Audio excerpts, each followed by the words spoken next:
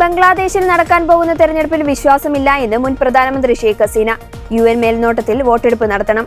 യൂനൂസ് സർക്കാരിനെ ആദ്യം പുറത്താക്കണമെന്നും പുറത്തിറക്കിയ ശബ്ദ സന്ദേശത്തിൽ പറഞ്ഞു. ബംഗ്ലാദേശിലെ മുഹമ്മദ് യൂനൂസിന്റെ നേതൃത്വത്തിലുള്ള ഇടക്കാല സർക്കാരിനെ ഷെയ്ഖ് ഹസീന രൂക്ഷമായി വിമർശിക്കുകയും ചെയ്തു. നിലവിൽ ഇന്ത്യയിൽ കഴിയുന്ന ഹസീന ബംഗ്ലാദേശിൽ നിന്ന് രക്തം പുരണ്ട ഒരു ഭൂപ്രദേശമായി മാറിയിരിക്കുകയാണെന്നും ആരോപിച്ചു.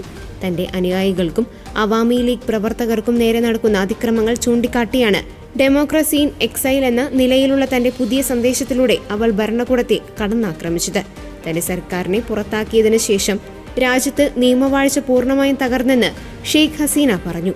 നൂറുകണക്കിന് അവാമി ലീഗ് പ്രവർത്തകർ കൊല്ലപ്പെട്ടു. ആയിരക്കണക്കിന് ആളുകൾ ജയിലിലടയ്ക്കപ്പെട്ടു.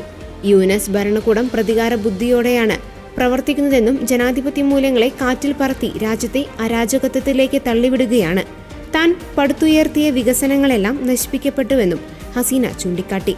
യൂനൂസ് നിയമവിരുദ്ധവും അക്രമാസക്തവുമായ ഭരണമാണ് നടത്തുന്നതെന്ന് വിമർശിച്ച അവർ ബംഗ്ലാദേശ് ഭീകരതയുടെയും നിയമലംഘനങ്ങളുടെയും കാലഘട്ടത്തിലേക്ക് കൂപ്പുകുത്തിയിരിക്കുകയാണെന്നും കുറ്റപ്പെടുത്തി.